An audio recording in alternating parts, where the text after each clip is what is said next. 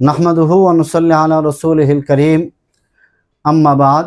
সম্মানিত দর্শক, কাছে এবং দূরে যে যেখান থেকে দেখছি, মাদ্রাসা ফাতিমাতুজ জাহরা রাদিয়াল্লাহু তাআলা আনহা এবং মার্কাজুল ফুরকান ইন্টারন্যাশনাল মাদ্রাসা, পূর্ব রসুলপুর ৮ নং রোড, রনি মার্কেটের পূর্ব দিকে, কামরাঙ্গীচর, ঢাকা এর দাওয়াতি স্টুডিও থেকে।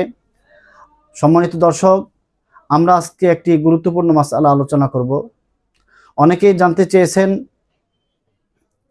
নামাজের সেজদা অবস্থায় মাথা থেকে টুপি পরে গেলে কি করণীয়। আসলে নামাজের সেজদা অবস্থায় মাথা থেকে যদি টুপি পরে যায়, তাহলে কোনো ব্যক্তি যদি এক হাত ব্যবহার করে ওই টুপি উত্তোলন করে নেয়, তাহলে নামাজের কোনো অসুবিধা হবে না এবং এটাতে নামাজ ফাসিদও হবে না।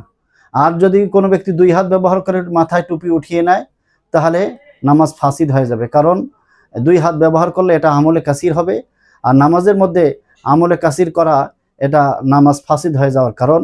আশা করি সকলে মাসআলাটি বুঝতে পেরেছি।